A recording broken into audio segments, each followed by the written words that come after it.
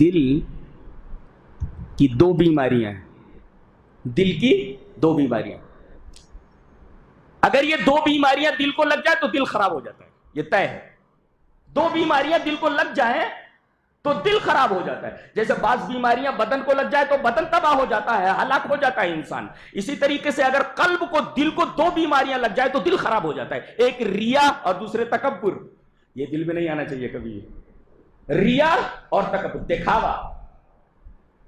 کوئی نیکی کا کام کرے اور مقصود دکھاوا ہو, یہ ریا ہے. اور کبر, اپنے حسن پر کبر, اپنے علم پر کبر, اپنے عمل پر کبر, اپنے مال پر کبر. اگر یہ تکبر آ جائے اور ریا آ جائے تو آدمی کا دل خراب ہوا. اللہ تعالیٰ نے ان دونوں بیماریوں کا علاج بتایا. ایاک نعبد میں ریا کا علاج ہے اور وایاک نستعین میں کبر کا علاج ہے. اس لیے کہ جب آدمی اللہ ہی کی عبادت کرے گا تو ریا کہاں رہے. جب اس نے کہا کہ اے اللہ ہم تیری ہی عبادت کرتے ہیں, کسی اور کے لیے نہیں, کسی اور کی نہیں, تو ریا ختم ہو گئی. اور تجھی سے مدد مانگتے ہیں. اب جب مدد مانگنے والا کسی سے مدد مانگے گا تو اس کے اندر تکبر کہاں ہوگا. تو ایاک نعبد سے ریا کی بیماری کا علاج کیا گیا, وہ ایاک نستعین سے تکبر کا جو بہت بڑی بیماری ہے اس کا علاج کیا گیا. لہذا آدمی کو اللہ کی عبادت اور اس کی مدد سے کبھی بھی غافل نہیں ہونا چاہیے. عبادت کرے تو صرف اللہ کی اور مدد مانگے تو صرف اللہ سے.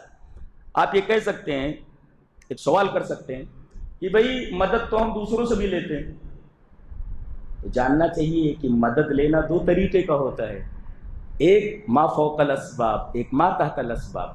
میں اس بچے سے بول رہا ہوں مجھے پانی دو, مجھے پانی دو, پانی مانگ رہا ہوں نا, یہ ما تحت الاسباب ہے, اس لیے کہ وہ میری آواز سن رہا ہے اور پانی دے سکتا ہے. اب اسی طریقے سے ہم کسی مرے ہوئے آدمی کو پکارے کہ بابا میرا کام کر دیجئے, ظاہر ہے کہ یہ ما فوق الاسباب ہے, یہ ناجائز ہے. اس طریقے کا پکارنا, اس طریقے کا مدد حاصل کرنا, اس طریقے کی مدد حاصل کرنا جائز نہیں ہے. جو ما تحت الاسباب نہیں ہے, ما فوق الاسباب ہے.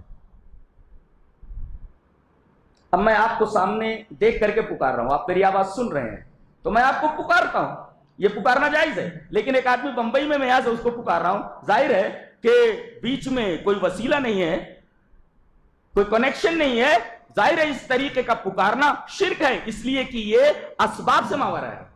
تو اسباب کے تحت جو مانگنا ہو اس کی اجازت ہے, اس پر پوری دنیا قائم ہے. لیکن ما فوق الاسباب, کسی سے مدد مانگنا, استعانت کرنا, یہ حرام ہے, شرک ہے یہ. تو ایاک نعبد و ایاک نستعین, ہم تیری ہی عبادت کرتے ہیں. اچھا کب تک, کب تک یہ عبادت کا سلسلہ کب تک